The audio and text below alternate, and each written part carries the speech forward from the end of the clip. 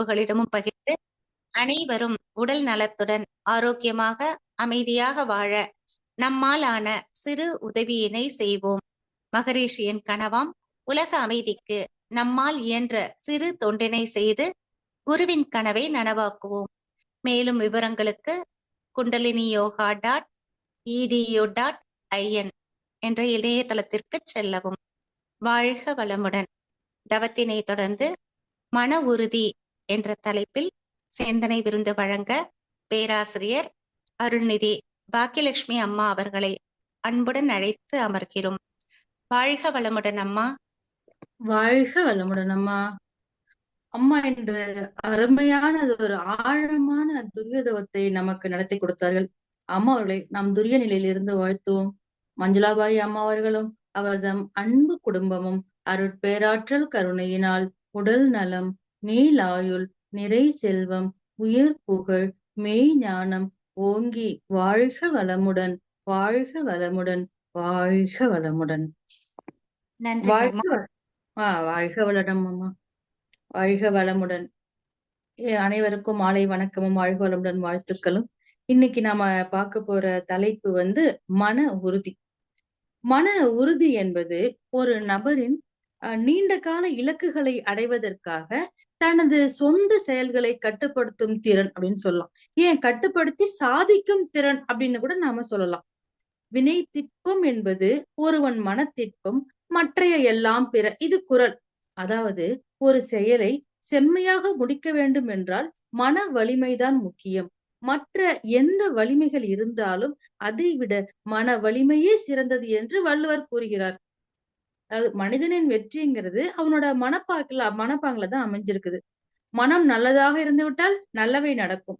தீய வழியில் மனம் சென்றால் துயரங்களும் வேதனைகளும் தான் மிஞ்சும். அதனால்தான் மனம் போன போக்கிலே போக வேண்டாம் அப்படின்னு எல்லாம் சொல்லுவாங்க இல்லையா? மனம் எப்படி இருக்க வேண்டும்? மாசற்று இருக்க வேண்டும். ஏன்? மனத்துக்கண் மாசிலனாதல் அனைத்து அரண் ஆகுல நீரப்பிற. அதாவது மனத்தில் குற்றமில்லாதவராக நாம இருக்க வேண்டும். அப்போதுதான் மன உறுதி என்பதும் நமக்கு கிடைக்கும். அதாவது இப்ப ஒருத்தர் இப்ப ரோட்ல இந்த டிரைனேஜ் எல்லாம் அவங்க பாட்டுக்கு திறந்து ரோட்ல விட்டுடுறாங்கன்னு வச்சுப்போம். இது தப்புன்னு அப்படின்னு அவங்களுக்கு நாம அவங்கள கண்டிக்கணும்னா இதுக்கு முன்னாடி நாம அந்த தப்பை செய்யாம இருந்திருக்கணும். அப்பதான் அவங்கள கண்டிக்க முடியும். அது மனிதனை மனிதனாகவோ தெய்வமாகவோ மிருகமாகவோ ஆக்குவது அவனது மனமே என்று மனோதத்துவ நிபுணர்கள்லாம் சொல்றாங்க. இவற்றின் அடிப்படையில் தான் மகாகவி பாரதியார் அவரது கவிதைகளில் இப்படி கட்டளையிடுகிறார். பேயாய் உழலும் சிறு மனமே பேனா என் சொல் இன்று முதல், நீயாய் ஒன்றும் நாடாதே நினைது தலைவன் யானே கான் அப்படின்னு சொல்றார். ஆம், மனதிற்கு இடப்பட்ட இந்த கட்டளையை ஏற்று நடக்க இன்றியமையாதது மன உறுதி அல்லவா? அதற்காக தான் பாரதி மனதில் உறுதி வேண்டும் என்று கேட்டாரோ. மனதில் உறுதி வேண்டும், மனதில் உறுதி வேண்டும்.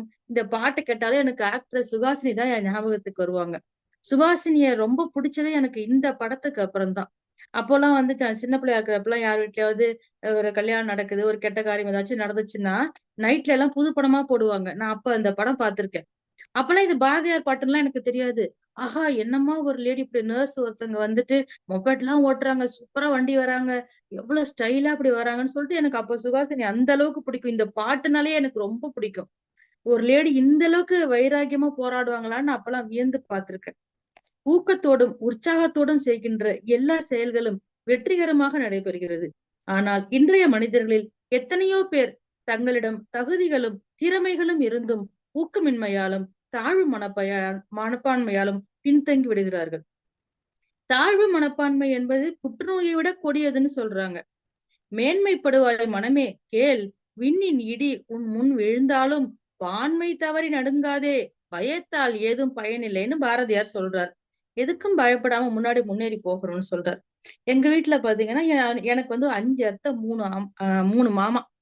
எங்க அக்கா நல்ல கலரா அழகா இருப்பாங்க. பிஎஸ்சி மேத்ஸ் படிச்சுட்டு இருக்காங்க. அவங்களுக்கு ஒரே போட்டியா இருக்குது. எங்க மாமா வீட்டுல கேக்குறாங்க, அத்தை வீட்டுல கேக்குறாங்க. மாமா வீட்டுல என்ன பண்ணிட்டாங்க, எங்க அக்காவை கல்யாணம் பண்ணி கூட்டு போயிட்டாங்க. கூட்டு போனா அத்தை வீட்டுல யாருமே பேச மாட்டாங்க. அவ்வளவு போட்டி.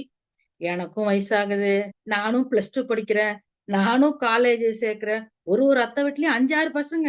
ஒரு அத்தை வீட்டுல கூட 1, 2 எல்லாம் கிடையாது. எல்லார் வீட்லயும் 5, 6 பசங்க இருக்கிறாங்க. யாராவது நம்மளையும் வந்து பாப்பாங்க கேட்பாங்கன்னு பாக்குறேன். ஒருத்தங்காச்சும் கேட்கணுமே, ஒருத்தங்க கூட என்ன திரும்பி பார்க்கல. அதுக்காக நம்ம மனசு தளர முடியுமா? நமக்குன்னு ஒரு சாரி சாரி நமக்குன்னு ஒரு இதமான மனிதர் கிடைப்பார், நம்ம மனச தேத்திக்க வேண்டியதுதான். அது நான் அழகு இல்லாட்டி என்ன, நம்ம நல்லா படிப்போம்னு அப்பதான் நான் வந்து படிக்கணும்னு நான் நினைச்சதே அப்பதான். மனிதர்கள் வந்து உருவத்தாலும், நிறத்தாலும், படிப்பாலும், பொருளாதாரத்தாலும் தாழ்வு மனப்பான்மை கொண்டு தங்களது தனித்திறமைகளை பற்றி தாங்களே குறைத்து மதிப்பிட்டுக் கொள்ளாமல் முன்னேறி செல்ல வேண்டும். உருவத்திற்கும் செயலுக்கும் எந்த தொடர்பும் கிடையாது. இப்ப சிறிய அங்குசம் இருக்கு இல்லையா, அதுதான் ஒரு பெரிய யானையவே கட்டுப்படுத்துது. சிறிய மெழுகுவர்த்தி பெரிய இருளை அகற்றுகிறது. சிறிய ஒளிதான் பெரிய மலையை உடைக்க பயன்படுகிறது. தங்கம் விலை அதிகம்தான். தங்கம் விலை இது தகரம் விலை மலி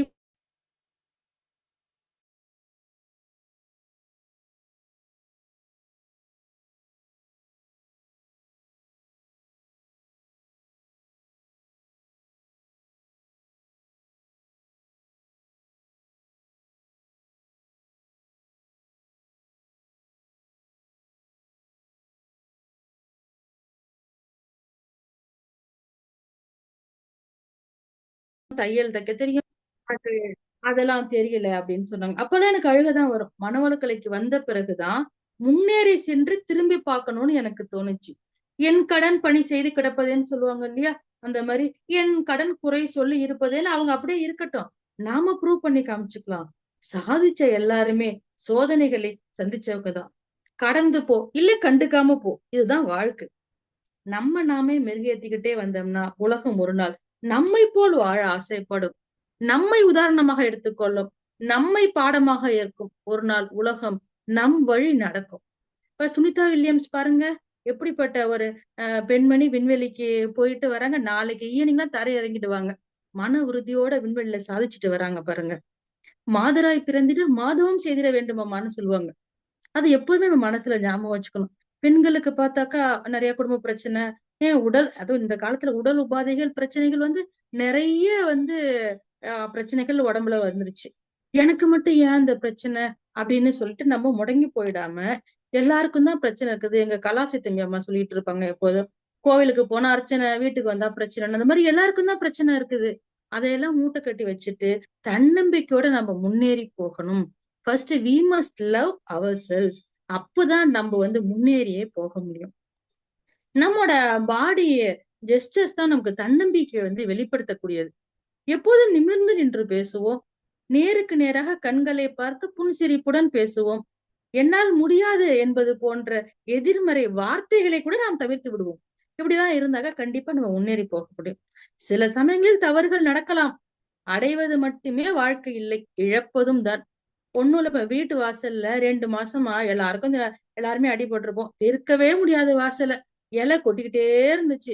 ஆனா இப்ப என்னாச்சு? புதுசா துளுக்க ஆரம்பிச்சிருச்சு. அப்படிதான் வாழ்க்கையும். மன உறுதிதான் முக்கியம். அப்பதான் எல்லாரும் சிங்கப்பெண்ணே, சிங்கப்பெண்ணே, ஆணினமே உன்னை வணங்குமேன்னு எல்லாரும் நம்மள பார்த்து பாடுவாங்க. சின்ன வயசுலாம் டென்னிஸ் வந்து ரொம்ப விரும்பி பாக்குறது உண்டு. அந்த குட்ட பாவாடை போட்டுட்டு ரொம்ப அழகா விளையாடுவாங்க இல்லையா? அழகா விளையாடுவாங்க. ஸ்டெஃபி கிராஃப்க்கும் மார்டினா நவராத்திலாவுக்கும் மேட்ச் நடக்குது. எல்லாருக்கும் ஸ்டெஃபி தான் சாதாரணமா பிடிக்கும். ரொம்ப அழகா இருப்பாங்க. அந்த அப்படியே ஃபேன்ஸ்லாம் அவங்களுக்கு ரொம்ப ஜாஸ்தி. இந்த மேட்ச் அப்ப மார்டினாவுக்கு 43 வயசு. ஸ்டெஃபி கிராஃப் ஃபேன்ஸ் எல்லாம் ஸ்டெஃபிக்கு பயங்கரமா என்கரேஜ் பண்றாங்க. அந்த இன்டர்நேஷனல் காம்படிஷன்ல 43 வயசு மார்டினா நவராத்திலாவா ஜெயிக்கிறாங்க. எப்படிங்க முடிஞ்சதுன்னு போய் இன்டர்வியூ பண்றாங்க. அப்ப சொல்றாங்க, என்னை நோக்கி வரும் பந்திற்கு நான் என் வயதை சொல்வதே இல்லை அப்படின்னு சொல்றாங்க. ஆக நம்ம சாதிக்கிற எதுக்குமே வயசு ஒரு தடையா இருந்துடக்கூடாது. எங்க எனக்கு 60 வயசு ஆயிடுச்சு, நான் என்னத்த செய்ய போறேன், என்ன போய் பேச கூப்பிடுறாங்க அப்படிலாம் நம்ம நினைக்க கூடாது. இறைநிலை இதை நீ முடிக்க வேண்டும் என்று சில கடமைகளை நமக்கு தந்துதான் அனுப்பியிருக்கோம். அதை நம்ம காலத்தே செய்ய வேண்டும். மன்றத்துல கூட நமக்கு ஒரு பேசுற ஒரு வாய்ப்பு கிடைக்குதுன்னா, அதுக்கு நமக்கு என்ன வேணும்? ஆரோக்கியமான உடல். அது நம்ம எக்ஸசைஸ் செஞ்சோம்னாக்கா நமக்கு ஆட்டோமேட்டிக்கா கிடைச்சிடும். முகப்பொலிவு, அழகு அவசியம் இல்லை. முகப்பொலிவு வேணும். இது வந்து நம்ம தவம், ஜீவகாந்த பெருக்க பயிற்சிகள் மூலமா நமக்கு கிடைச்சிரும். சொல்லில் தூய்மை வேணும். அது நம்ம அகத்தாய்வு செய்யறப்ப நமக்கு கிடைச்சிரும். கண்டென்ட், வாய்ஸ் மாடுலேஷன் இது எல்லாம் நம்ம உருவாக்கிக்கிட்டோம்னா ஈஸியா நடந்துடும். பர்வீன் சுல்தான் அம்மா சொல்றாங்க.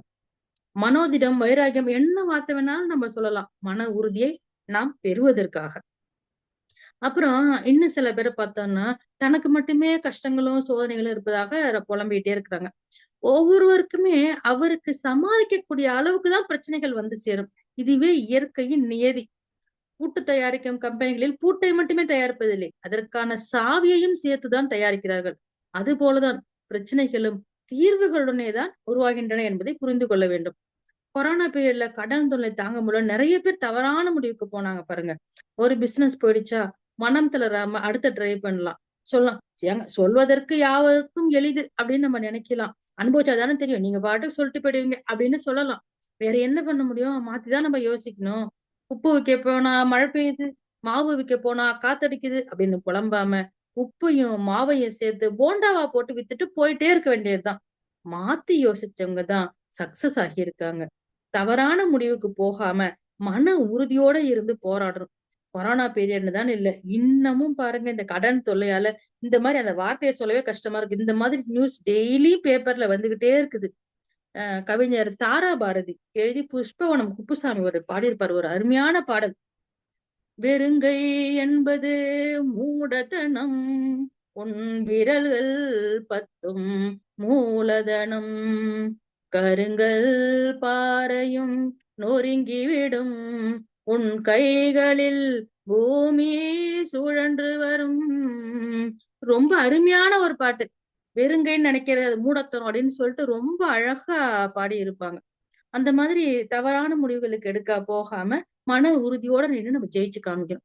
அப்புறம் பார்த்தோம்னா ஸ்டூடண்ட்ஸ் எத்தன கோடி ரூபாய் செலவிட்டாலும் ஒரு மனுஷன செயற்கையாக உருவாக்க முடியாது அப்படிங்கிறத புரிஞ்சுக்கிறதே இல்ல. மதிப்பு மிக்க மனித உயிரை அற்ப காரணங்களுக்காக உணர்ச்சி வசப்பட்டு ஒரு கண நேரத்தில் மாய்த்துக் கொள்ளும் செயல் கோழைத்தனமானதுன்னு புரிஞ்சுக்கணும். எக்ஸாம்ஸ் டைம்லலாம் நம்ம ஸ்டூடண்ட்ஸ்க்கு வந்து சொல்லி தரணும். எந்தவித துயரம் வந்தாலும் ஏன் வாழ வேண்டும் என்ற வினாவை எழுப்பாமல் ஏன் சாக வேண்டும் எப்படியும் வாழ்ந்து காட்டுவோம் என்று சொல்லும்படி நம்ம குழந்தைகளை நம்ம ஆளாக்கணும். சென்னையில மட்டும் ஆண்டுதோறும் இந்த தவறான முடிவு எடுக்கிறவங்க சுமார் 2200 பேராம். வாழ்க்கை என்பது படிப்பு, மதிப்பெண், தேர்வு இவற்றோடு முடிந்து விடுவதில்லை. மன உறுதி இல்லாததாலதான் இந்த மாதிரி முடிவுகள்லாம் ஏற்படுகின்றன. இப்ப எக்ஸாம்ல கொஸ்டின் பேப்பர் ஈஸியா இருக்கும்னு சில பேர் வேண்டிப்பாங்க. ஏங்க நம்ம வேண்டினதுக்கு அப்புறமாவா கொஸ்டின் பேப்பர் பிரிண்ட் பண்ண போறாங்க? வர்ற கொஸ்டின் பேப்பரை நான் அட்டன் பண்ணி ஈஸியா எழுதுற சக்தியை கொடுன்னு தானே வேணா வேண்டிக்கலாம். புரூஸ்லி சொல்லுவார், எளிமையான வாழ்க்கைக்கு வேண்டாதீர்கள். கடுமையான சூழல்களை சமாளிக்கும் வலிமைக்காக வேண்டிக் கொள்ளுங்கள்னு சொல்லுவார். நம்ம மகரிஷி சொல்லுவாங்க, உலகமே பழைய பள்ளி, அதில் தினம் தினம் புதிய பாடம்னு சொல்லுவாங்க. அது வந்து இந்த இந்த மாதிரி ஸ்டூடெண்ட்ஸ் வந்து மன உறுதியை வளர்த்துக்கணும். அதே மாதிரி பார்த்தோம்னா இந்த ரிட்டையர்மெண்ட் ஆனதுக்கு அப்புறமா வந்து நிறைய பேர் வந்து ரொம்ப மன உளைச்சலுக்கு ஆளாயிடுறாங்க. நம்ம பழைய மரியாதை நமக்கு இப்ப கிடைக்கலையே அப்படின்னு ரொம்ப ஃபீல் பண்றாங்க. இத்தனை நாள் மரியாதை கிடைச்சது நமக்கு இல்ல. நம்ம பதவிக்கு தான் இத்தனை நாள் மரியாதை அப்படிங்கிறத புரிஞ்சுக்கணும். ஏன்னா ஒண்ணும் இல்ல, நம்ம செஸ் விளையாடுறோம். விளையாண்டதுக்கு அப்புறம் அதுல அந்த காயின்ஸ் எல்லாம் இருக்கும் இல்லையா, கிங்கையும் சரி சோல்ஜரையும் சரி ஒரே பாக்ஸ்ல தானே போட்டு மூடுறோம். கிங்கிறதுக்காக அது தனி பாக்ஸ், சோல்ஜருக்காக வேற வேற பாக்ஸ்ல மூடுறோம். விளையாடி முடிச்சிட்டோம்னா எல்லா காயினையும் ஒரே பாக்ஸ்ல தானே போடுறோம். அதை புரிஞ்சுக்கிட்டாக்கா இந்த பிரச்சனையே இல்லை. அவர்களுக்கு மன உறுதி தேவைப்படுகிறது. அந்த மாதிரி புதிதாக வரும் மருமகளை எதிர்கொள்ள மாமியாருக்கு ஏடிஎஸ் அட்ஜஸ்ட்மெண்ட் டாலரன்ஸ் சாக்ரிஃபைஸ் தேவைப்படுகிறது. இது எல்லாமே மன உறுதி இருந்தா மட்டும்தான் கிடைக்கும். நம்மோட மதிப்பை முதல்ல நாம புரிஞ்சுக்கணும். டாடா கிட்ட வந்து அவரோட ஃப்ரெண்டு சொல்றாரு, எப்ப பார்த்தாலும் என் பேனாவை நான் தொலைச்சுக்கிட்டே இருக்கிறேன். அதனால சீப்பா நிறைய பேனா வாங்கி வச்சிருக்கேன்னு சொன்னாராம். அதுக்கு சொன்னாராம், அதுக்கு பதிலா நீ இத்தனை பேனா வாங்கி வச்சிருக்கிறதுக்கு பதிலா ஒரே ஒரு யாரும் வாங்க முடியாத ஒரு ஒரு காஸ்ட்லி பேனாவா நீ வாங்கி வச்சுக்கோ. அதை தொலைக்க மாட்டீங்கன்னு சொன்னாராம். நெக்ஸ்ட் டைம் மீட் பண்றப்ப கேட்டப்ப, நான் இப்பெல்லாம் அதை தொலைக்கிறதே இல்லை தெரியுமா? அப்படின்னு நான் வந்து ஏன்னா நான் காஸ்ட்லியான பெண்ணா வாங்கினேன் இல்லையா, அதனால இப்பெல்லாம் நான் தொலைக்கிறதே இல்லை தெரியுமா அப்படின்னு சொன்னாராம். அவர் சொன்னாராம், இதே மதிப்பை நம் உறவுகளிடமும் நாம கொடுத்தோம்னா நம்ம உறவு நீடிக்கும்னு அவர் சொன்னாராம். இங்க பாருங்க இந்த மாதிரி சொல்லியிருக்காருன்னு நான் எங்க வீட்டுக்கார்ட்ட சொன்னேன். அத மாதிரி நீங்க என்னையும் அத நல்லா ட்ரீட் பண்ணுவீங்களா? ஹஸ்பண்ட் கிட்ட நான் கேட்கிறேன். இந்த மாதிரி ஒரு மதிப்பு குடுத்து ட்ரீட் பண்ணணுமாங்க அப்படின்னு சொல்லி நான் கேட்கிறேன். அதுக்கு அவர் எங்க வீட்டுக்காரர் சொல்றாரு, அவருக்கு கிடைச்சது தங்க பேனா பத்திரமா வச்சிருக்காரு. என்கிட்ட தகர பேனாவை குடுத்து தங்க பேனா மாரி பாதுகாக்க சொன்னா நான் என்ன பண்றதுன்னு எங்க வீட்டுக்காரர் சொல்றாரு. இப்படி எல்லாம் பல பேர் நம்ம கிட்ட பேசுவாங்க. அதை தாங்குற மன வலிமையை மனவளக்கலை தான் நமக்கு கொடுக்குது. அதை தாங்கி போயிட்டே இருக்க வேண்டியதுதான். நம்ம சோகோ நிறுவனர் தமிழ்நாட்டுல அரசு பள்ளியில படிச்ச மிஸ்டர் ஸ்ரீதர் வேம்பு. கூகுள், ஆரக்கிள், மைக்ரோசாஃப்ட் எல்லாத்துக்கும் டஃப் கொடுக்கக்கூடியது சோகம். ஒன்னே தெரியும், இப்ப எல்லாருக்கும் சோகம்னா என்னன்னு தெரியும். ஒரு கிரைசிஸ் டைம்ல கம்பெனியை விற்கிறதுக்கு நினைச்சிட்டாங்களாம். ரொம்ப பணப்பற்றாக்குறை, நிறைய ப்ராப்ளம், கிரைசிஸ் டைமா இருக்குது, சரி நீ வித்துடலாம்னு நினைக்கிறப்ப இவங்க நினைச்ச விலையை விட அதிகமான விலைக்கு கேக்குறாங்களாம். அப்பதான் நம்ம விற்க கூடாது, நம்ம இந்த கிரைசிஸ மன உறுதியோட ஃபேஸ் பண்ணிட்டோம்னாக்கா நம்மோட மதிப்பு பயங்கரமான மதிப்பா இருக்கும்னு சொல்லிட்டு அப்ப அந்த சமயத்தை தாண்டி இருக்காங்க. தாண்டினதுக்கு அப்புறமா இப்போ எங்கேயோ ஓஹோன்னு இருக்குது. அதே மாதிரி நம்ம அறிஞர் அண்ணா ஒரு முறை பார்லிமெண்ட்ல பேசுறாரு. தமிழ்நாடுன்னு சொல்லக்கூடாதுன்னு சொல்லிட்டாங்க. அவர் பேசுறார், I am from Madras, sorry prevented to say Tamil Nadu. அதாவது எந்த வார்த்தையை சொல்லக்கூடாதுன்னு சொன்னாங்களோ அந்த வார்த்தையை அச்சுல ஏத்துட்டாரு. தமிழ்நாடுங்கிற வார்த்தையை சொல்லக்கூடாதுன்னு சொன்னாங்க இல்லையா, அந்த இவர் இத இவர் பேசினபடி ரெக்கார்ட் ஆயிட முடியும், அப்படியே அச்சுல ஏத்திட்டாங்க. நம்ம பாரதியார் பாடினாரே, சுதந்திரம் அடைவதற்கு பல ஆண்டுகளுக்கு முன்பாகவே, ஆடுவோமே பல்லு பாடுவோமே ஆனந்த சுதந்திரம் அடைந்து விட்டோம் என்று.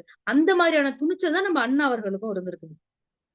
மன வலிமைங்கிறது உணர்ச்சிகரமாக தான் இருக்க வேணும் அப்படின்லாம் அவசியம் இல்லை. பொறுமையுடனும் நாம் மன உறுதியை கடைபிடிக்க முடியும். அமெரிக்க ஜனாதிபதி ஆப்ரஹாம் லிங்கன் கூட்டத்துல பேசிட்டு இருக்கார். அவரை பிடிக்காத ஒருத்தர் அவரோட அவமானப்படுத்த நினைக்கிறார். நீ செருப்பு தைக்கும் தொழிலாளியின் மகன் என்பதை மறந்து விடக்கூடாது, இத பாரு இது உங்க அப்பா தச்ச செருப்புன்னு சொல்றாரு.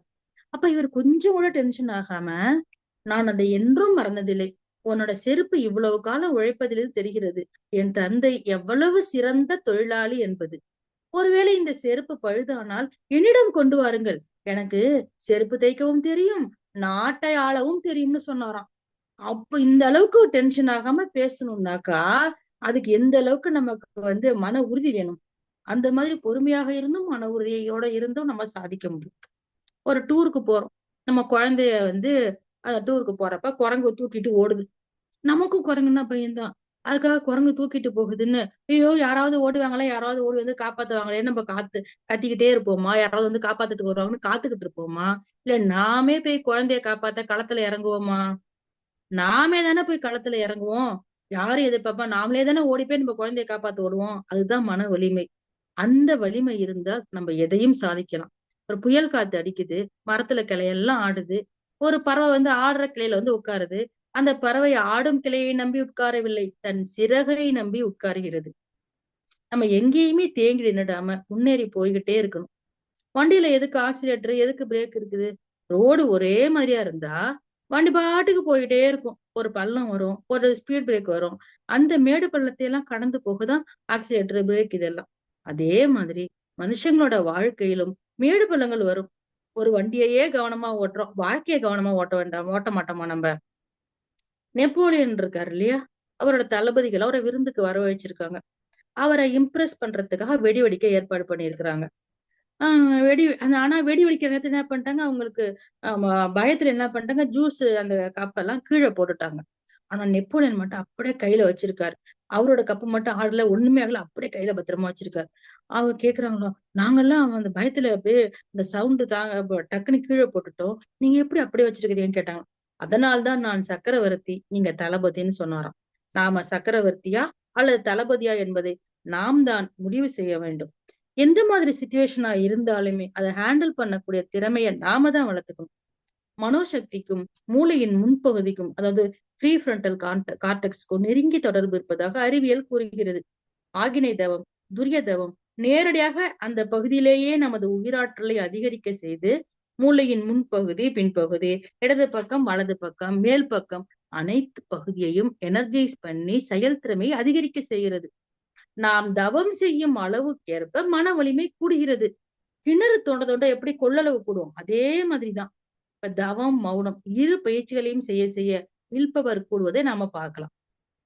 காட்டணை மேலேறி கடைத்தெருவே போகையிலே நாட்டார் நமை மறித்து நகை புரிய பார்ப்பர் என்றோ, நாட்டார் நமை மறித்து நகை புரிய பார்த்தாலும் காட்டானை மேலேறி என் கண்ணம்மா கண் குளிர பாரேனோ அப்படின்னு அழகிரி சித்தர் சொல்றார். அதாவது பஞ்சபூதங்களை கடந்த இறைநிலையாகிய கடைத்தெருவில் போகையிலே ஐம்புலன் என்னும் நாட்டார் நம்மை வழி மறிக்கிறார். இத்தகைய கட்டுப்படுத்த முடியாத தெய்வீக ஆற்றலினை, மன அலைச்சுழல்களை அகத்தவம் எனும் குண்டலினி யோகத்தால் மட்டும்தான் கட்டுப்படுத்த முடியும். இந்த மன உறுதிக்கு பலவீனம்னு இருக்கும் இல்லையா? பலவீனம் என்ன அப்படின்னு பார்த்தோம்னா, மன சஞ்சலம். ஒண்ணு வந்து மன சஞ்சலம். என்னன்னா, ஒரு மாலுக்கு போறோம். ஒரு சாரிய பாக்குறோம். அது நம்ம என்ன பண்றோம்? விண்டோ ஷாப்பிங் பண்றதோட விடாம, அத வீட்டுக்கு வந்த அப்புறமும் திரும்ப நினைக்கிறப்ப அது ஆசையா மாறுது.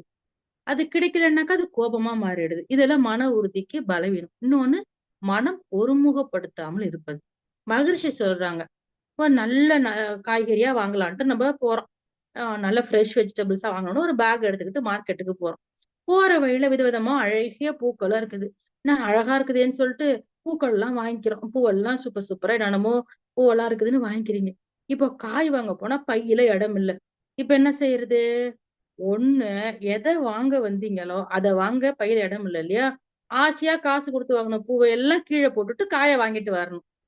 இல்லன்னா, காசு போட்டு வாங்கியாச்சுன்னு பூவ எடுத்துக்கிட்டு வாங்க வந்த நோக்கத்த மறந்துட்டு போகணும். அதுக்கு தான் மகரிஷி என்ன சொல்றாங்க, வீட்ட விட்டு நம்ம புறப்படுற போதே, நாம என்ன வாங்கணும்னு நெனைச்சோமோ, அதுல மன உறுதியோட இருக்கணும்னு சொல்றாங்க. அத்தகைய மன உறுதியை பெற்று, உண்மை நிலையில் அறிவறிந்து வாழ்வதுதான் தவம் என்கிறார் மகரிஷி. வயிறு முட்ட விருந்து சாப்பிட்டோம். நமக்கு ரொம்ப பிடிச்ச குலாப் ஜாமுன் சுட சுட இருக்குது. அத வேண்டாம்னு சொல்ல மன உறுதி வேண்டும். அதேபோல் மனதில் வரும் எதிர்மறை எண்ணங்களையும் விலக்கி வைக்கக்கூடிய மன வலிமை நமக்கு வேண்டும். நிகழ்காலத்திலும், எதிர்காலத்திலும் நல்லா இருக்க உடற்பயிற்சி தேவைன்னு நல்லா தெரியும். அந்த 45 மினிட்ஸ் நமக்கு ஒதுக்க முடியலன்னா, நம்ம மன வலிமை என்னங்க? மனம் இருந்தால் மார்க்கம் உண்டுன்னு சொல்றாங்க. மன உறுதி குறையும் போதுதான் குறிக்கோளை நிறைவேற்ற முடிவதில்லை. மன உறுதி என்பது இயற்கையாக நமக்கு அமைந்துள்ளதா? வளர்த்துக் கொள்ள வேண்டியதா? மேம்படுத்தக்கூடிய ஒரு திறமையா?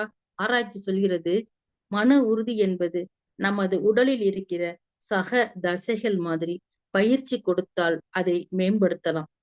சிக்கலான சூழ்நிலையில் ஒரு மனிதன் சரியான முடிவை எடுப்பது எவ்வாறு எடுப்பது?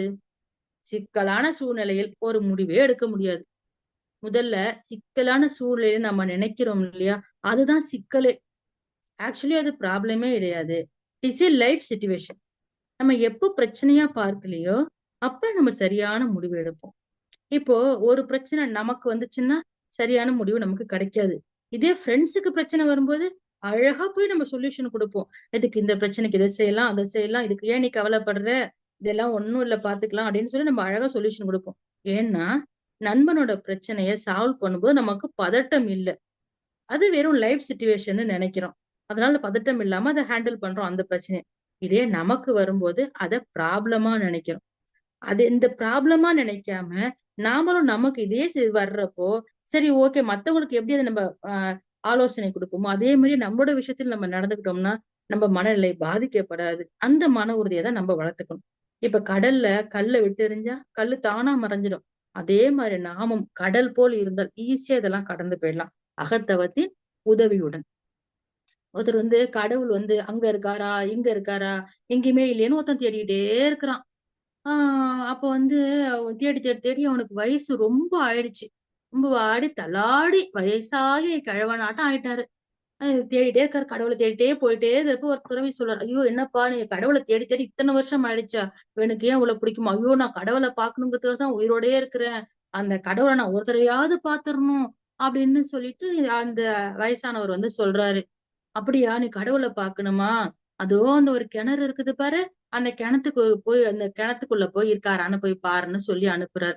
அவரு நடக்க முடியாம தள்ளாடிட்டே போய் கிணத்துக்குள்ள போய் பார்த்தாக்கா, கிணத்துக்குள்ளார இந்த வயசானவரோட முகம் தான் தெரியுது.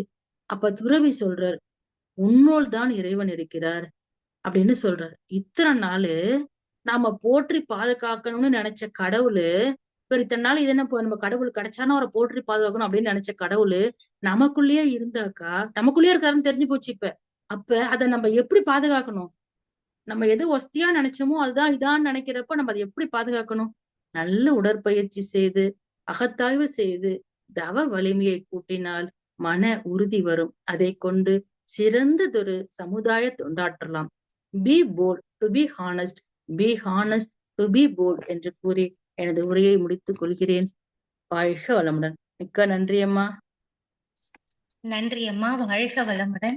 ரொம்ப சிறப்பா இருந்ததுமா. ஒரு செயல் செய்து முடிக்க மன உறுதி, மன வலிமை முக்கியம்னு திருவள்ளுவர்ல தொடங்கி நீங்க பாரதியார், அப்புறம் சுனிதா பட்டேல், அதுக்கப்புறம் கவிஞர் தாராபாய், ஆபிரகாம் லிங்கன், நெப்போலியன், இப்படி எல்லாரையும் சொல்லி கடைசியில் நம்ம மகரிஷி, வேதாத்ரி மகரிஷி வரைக்கும் நீங்க வந்து மன உறுதியா இருக்கிறதுக்கு எல்லாரையும் மேற்கோள் காட்டி சிறப்பான ஒரு சிந்தனை விளக்கம் கொடுத்திருக்கீங்கம்மா. அதே போல நாம எங்கேயும் தேங்கி போகாம முன்னேறி போய்க்கிட்டே இருக்கணும், வாழ்க்கையும் அப்படிதான் அப்படின்னு சொல்லி அதுக்கு நம்ம மன உறுதி, மன வலிமை இருக்கிறதுக்கு தமம், மௌனம் எவ்வளவு நமக்கு வந்து உறுதுணையா இருக்கும் அப்படிங்கிறதுக்கு ஒரு விளக்கம் எங்க எல்லாருக்கும் புரியுற மாதிரி சொல்லியிருக்கீங்கம்மா. எல்லாரும் மன உறுதியோட இருக்கிறதுக்கு அதே மாதிரி உடற்பயிற்சி, காயக்கல்பம், தவம் இதெல்லாம் பண்ணணுங்கிறதையும் சிறப்பா சொல்லியிருக்கீங்க. நன்றிங்கம்மா. வாழ்க வளமுடன். இன்றைக்கு நமக்கு சிறப்பானதொரு மன உறுதி என்ற தலைப்பில் சிறப்பான சிந்தனை விளக்கம் கொடுத்த பேராசிரியர் அருள்நிதி பாக்கியலட்சுமி அம்மா அவர்களை வாழ்த்துவோம். பேராசிரியர் அருள்நிதி பாக்கியலட்சுமி அம்மா அவர்கள் வாழ்க வளமுடன். அவர் தம் அன்பு குடும்பம் அருட்பேராற்றல் கருணையினால் உடல் நலம், நீலாயுள், நிறை செல்வம், உயர் புகழ், மெய்ஞானம் ஓங்கி வாழ்க வளமுடன், வாழ்க வளமுடன் என வாழ்த்தி மகிழ்கிறோம். நன்றி அம்மா. வாழ்க வளமுடன். ஸ்கை ஆன்லைன் மெடிடேஷன் தினசரி நிகழ்வுகள் பற்றிய அறிவிப்புகள். காலை 5 மணிக்கு மகரிஷியின் பாடல்கள், காலை 5:30 மணிக்கு தவம், தொடர்ந்து 6 மணிக்கு வீடியோ அண்ட் ஆடியோவில் உடற்பயிற்சி வகுப்பு இடம்பெறும். அதை பார்த்து கொண்டே நாம் செய்யலாம். மாலை 6 மணிக்கு மகரிஷியின் பாடல்கள், மாலை 6:25க்கு மாலை காயக்கல்பம், மாலை 6:30 மணிக்கு தவம், 7 மணிக்கு சிந்தனை, மாலை 7:30 மணிக்கு உலகநல வாழ்த்துடன் நிறைவு. பிரதி சனி மாலை தவத்தினை தொடர்ந்து மாலை 7 மணி முதல் 7:30 மணி வரை ஐயம் தெளிதல் நிகழ்வு நடைபெறும். பிரதி ஞாயிறு மாலை 7 மணி முதல் 7:30 மணி வரை சிறப்பு சிந்தனை உரை நடைபெறும். உலகநல வாழ்த்து. உலகமெல்லாம் பருவமழை ஒத்தபடி பெய்யட்டும், உழவரெல்லாம் தானியத்தை உவப்புடனே பெருக்கட்டும், பல தொழில்கள் புரிகின்ற பாட்டாளி உயரட்டும், பகுத்துணர்வில் தொகுத்துணர்வு பண்பாட்டை உயர்த்தட்டும், கலகங்கள் போட்டி பகை கடந்தாட்சி நடக்கட்டும், கல்லாமை கடன்வறுமை களங்கங்கள் மறையட்டும், நலவாழ்வை அளிக்கும் மெய் ஞான ஒளி வீசட்டும், நம் கடமை அறவாழ்வின் நாட்டத்தே சிறக்கட்டும், நம் கடமை அறவாழ்வின் நாட்டத்தே சிறக்கட்டும், நம் கடமை அறவாழ்வின் நாட்டத்தே சிறக்கட்டும். வாழ்க வையகம், வாழ்க வையகம், வாழ்க வளமுடன். மனமகிழ்வோடு இன்றைய நிகழ்வினை நிறைவு செய்து கொள்வோம். அனைவருக்கும் நன்றி. வாழ்க வளமுடன்.